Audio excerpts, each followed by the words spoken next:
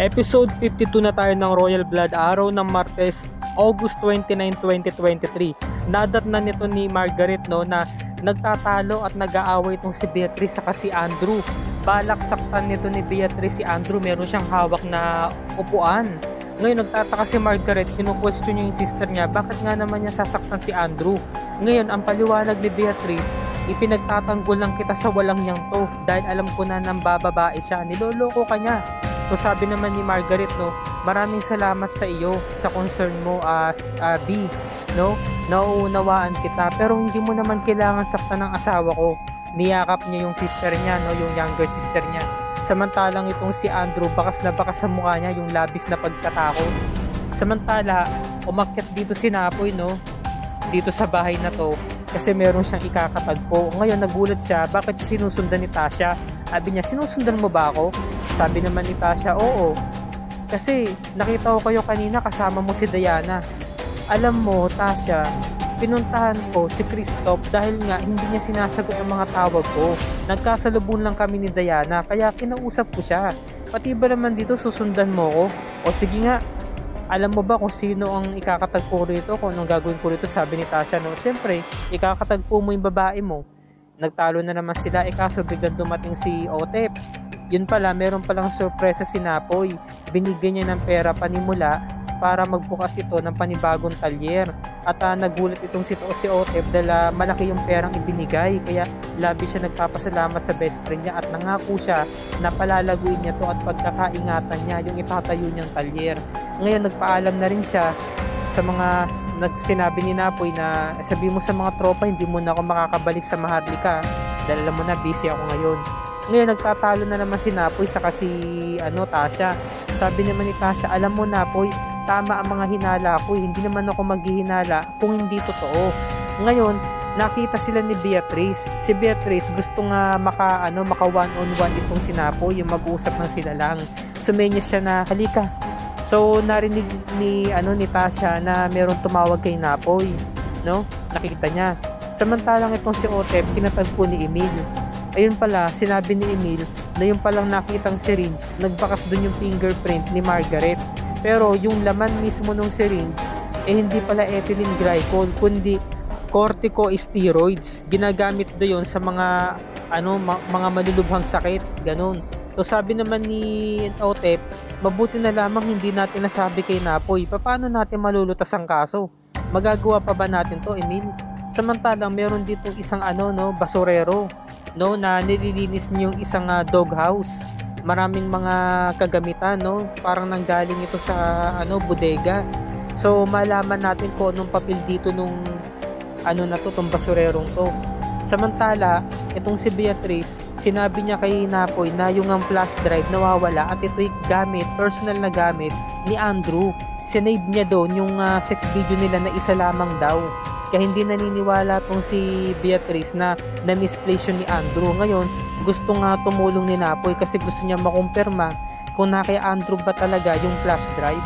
Kaya ito na yung mga bata, isasave na sana nila yung files doon sa flash drive at kinakailangan talaga, Ngayon, puno kasi yung laman ng flash drive ni Jerry, kaya sinuggest ni Louie na yung flash drive na nakuha niya para sa papa niya ang gamitin. Ngayon, i-check niya sana yung mga iba kung anong laman nun, ngunit naisipan muna ng mga bata na kumain muna ng hapunan. Ngayon, sabi naman ni Napoy, pupuntahan ko si Andrew. I-check ko kung nasa kanya ba talaga yung flash drive. Ito, kinompronta niya sa may chapel. At sinasabi naman ni Andrew, wala nga sa akin ng flash drive, Napoy. Tulungan mo naman ako. So narinig sila ni Margaret. Sabi ni Margaret, bakit humihingi ka ng tulong kay Napoy? Napoy, ano to?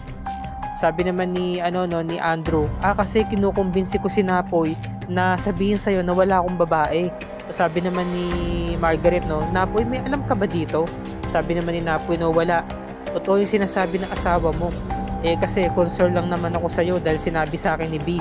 Sabi naman ni Margaret, talaga naman si B ipagkakalat pa yata. So tinawagan niya, sabi naman ni Napoy, huwag mo nang tawagan si B, huwag mo na siyang pagalitan. Concern lang siya sa'yo. Kaya sinabi niya sa akin, alam mo, pinoprotektahan lang din kita, Margaret, dahil sa oras na makumpirma ko na may babae talaga tong asawa mo. Hindi ko alam kung anong gagawin ko sa kanya. At sinabi naman sa akin ni Andrew na wala talaga siyang babae, hindi kanya niloloko.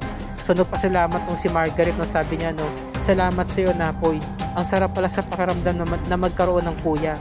Hindi ko to naranasan kay Christoph. Sabi, no, salamat sa concern. Samantalang tong si Andrew tahimik. Ayan, no. Samantala kinabukasan, nagbe-breakfast na sila. Ayan, binigyan ng pagkain ni Louie yung kanyang stepmom. Dahil nga tuwang-tuwa sila at maganda yung morning nila.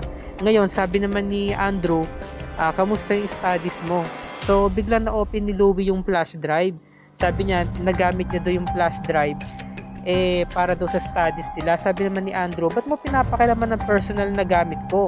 So, sabi naman ni Margaret, inawat niya, wait babe, flash drive lang naman yun. Ano ba? Ano bang meron doon? Sabi ni Andrew, napaka-importante ng laman nun. Personal na gamit ko yun, pinapakalaman ng anak ko. Saan mo iniwan? Sabi naman ni Louie, no? Pagbalik ko po kasi dun sa table, pagka-check ko dun sa laptop, wala nang nakasalpak na flash drive. Siguro po baka napunta kay Jerry. So natext si Andrew, no, na po'y nakuha ni Louie yung flash drive pero hindi niya nabuksan. Baka daw nauwi ni Jeff. So sabi ni Andrew, puntahan mo si Jeff, ha. So ang ginawa na ni Napoy sa ni Beatrice, inunahan na nila si Louie, no. Pinuntahan nila itong si Jeff sa eskwelahan. Sakto out na siya sa school. Nagtanong sila, Jeff, ito Napoy, kayo po pala, ano pong ginagawa niyo dito? Napag-alaman kasi namin na ginamit niyo yung flash drive kagabi. Inaalam ko lang baka na misplace. Saan mo ba nailagay? Sabi naman ni Jerry, oo nga po, ginamit nga po namin. Kaso wala po kasi sa akin eh. Sabi naman ni Napoy, no, pwede ba ma-check yung bag mo? Baka nalagay dyan. Sige po. Ngayon biglang tumawag tong si Margaret at sinabi nga niya kay Beatrice na meron daw nagpadala ng flash drive sa kanyang secretary. Papunta pa lang daw siya sa office niya at i-check niya yung laman ng flash drive. So nagulat itong si Beatrice. Sabi niya, bigla siyang nalobat. Sabihin niya na sana, huwag mong bubuksan yan, huwag papakalaman. Biglang naputol.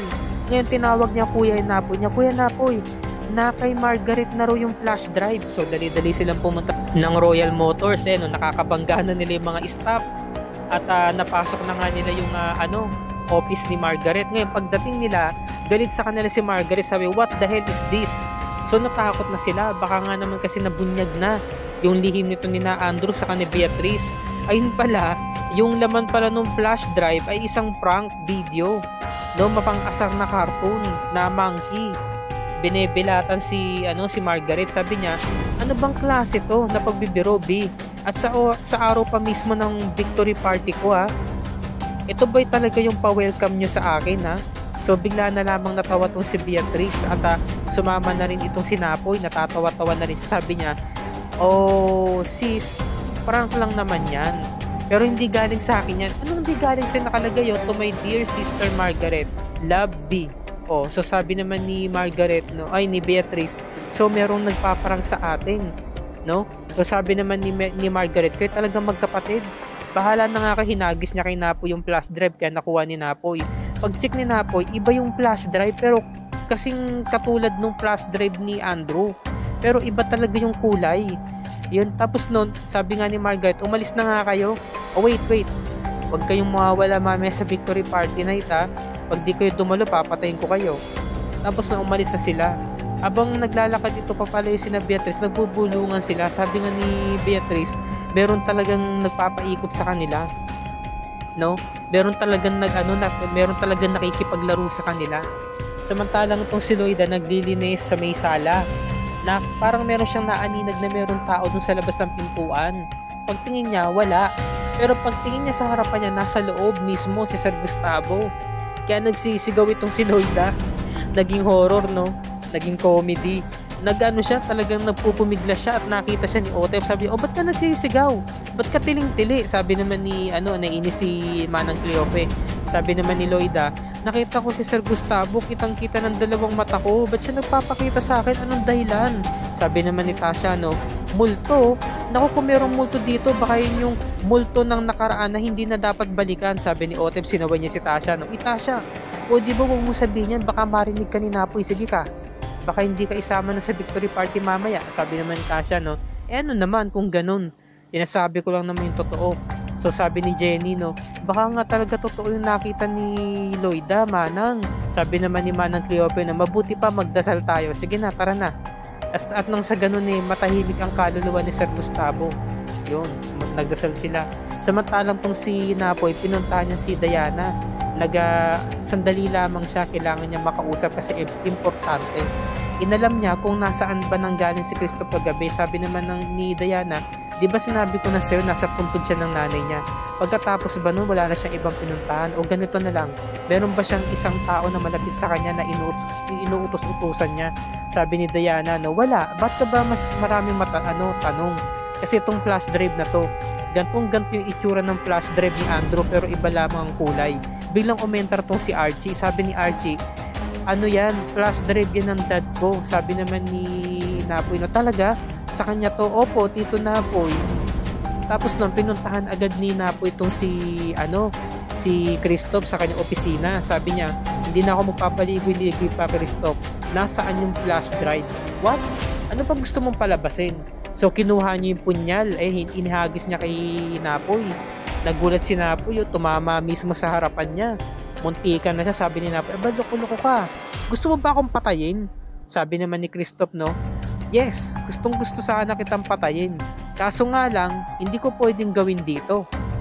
Dahil trespassing ka, kaya kahit ano pwede kong gawin. Yun nga lang, baka pag hinalaan mo ko na ako ang pumatay kay dad. Baka nga ngayon pa nga lang, pinag-iimbestigahan mo na ako na ako ang pumatay kay dad eh. Ano ba talagang pakay mo dito ha, Napoy? Yung flash drive nga, yung flash drive na to, gantong-ganto rin yung itsura ng flash drive ni Andrew. Magkaiba nga lang ang kulay, no? Sabi naman ni Christoph, no, nakikita mo ba yung logo ng Royal Motors? Yan o, kasing kulay ng flash drive na yan. So ibig sabihin, maaaring galing yan sa board members, kaya sa'yo yan. Ito, papakita ko sa Kuya Napoy. Marami akong klaseng flash drive dito. Kung flash drive din naman ang kailangan mo, eto, pwede kang kumuha dito. You're stupid, sabi niya, no? Mamili ka, kumuha ka lang dito, hindi ko man pinagdadamot, sabi ni Christoph, no? Tawan-tawa pa. At umalis na nga itong si Napoy dahil talagang na bad trip na rin siya. Samantalang si Gustavo, nagpakita na naman, nandun siya sa may labas ng kortina. Nagpakita siya kay Loida. Sabi ni Loida, ay si Sir Gustavo, pwede po bang kayo na lang po magpakita kinaan saka kay Jenny, wag naman po sa akin. Sabi naman ni Jenny, no, o ba't ako nandamay ka pa? Wala naman akong kasalanan, no? Sir Gustavo, kung meron kayong gustong sabihin, sabi ni pasabi nyo na lang po kay Loida, kay Ate Loida. So sinaway sila ni Manang Cleope. So eto na yung the big night, no? At nakita ni Margaret yung isang napakagandang bato, ayan, no, na nakalagay sa isang parang napakagandang salamin. Sabi niya, what kind of piece is that? Napakaganda. So sabi nung secretary nung company, galing po yan kay Beatrice, siya po ang nagregalo niya sa inyo. So sabi naman ni Margaret, maraming salamat, nagustuhan ko, talagang ginawa mo pa to para sa akin. Sabi naman ni Beatrice, no, I'm glad na nagustuhan mo yung regalo ko sa'yo. So nagyakapan sila. So sabi naman ni Margaret, umorder ka lang ng gusto mo orderin, anak ha, kumain ka na. So ito na, lumapit itong si Napoy. Sabi niya, huwag kang masyado magpahalata, Beatrice, na kinakabahan ka. Maging kalmado ka lang. Sabi naman ni Beatrice, no, hindi mo naman talaga maalis sa isipan ko na hindi kabahan eh. Ngayon merong lumapit na sekretary. Sabi niya, Ma'am Beatrice, pinapupunta po kayo ni Sir Andrew sa boardroom, importante daw po. So ito na, pinuntahan na ni Beatrice si Andrew. Sabi niya, so nakita mo na yung flash drive? Binura mo na ba yung laman? Sabi ni Andrew, hindi pa. So sinalpak ni Beatrice sa laptop para burahin na. So nakita niya yung files nandoon. So pinanood niya yung video, yung sex video nila. Sa pinakadulo ng sex video, biglang kumentra yung video ni Christoph at sinabi niya, my dear brother-in-law and my dear sister, handa na ba kayo sa pasabog ko? Malalaman na ngayong gabi ang itinatago niyong lihim. So yun, binunyag niya. So dito na talaga magkakaalaman, mga kapuso. Diyos ko po, patayan na to, kaguluhan na to bukas. Dahil ang tinatagong lihim ni na Andrew sa ni Beatrice ay nabunyag na rin. At ito'y walang iba kundi si Christoph ang nagpakalat ng mga ebidensya nila. Diba?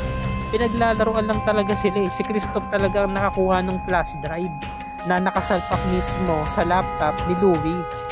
patay na tayo. At muling nagbalik itong si Martha, no? Hindi natin alam kung bakit siya nagbalik, anong dahilan niya, at nag-away itong mag-ama, magkakasakitan pa yata, magkakasuntukan pa, dahil sinisisi ni Louie si Papa Andrew niya na nagloko. Bakit nagloko sa Mama Margaret niya na napakabuting tao?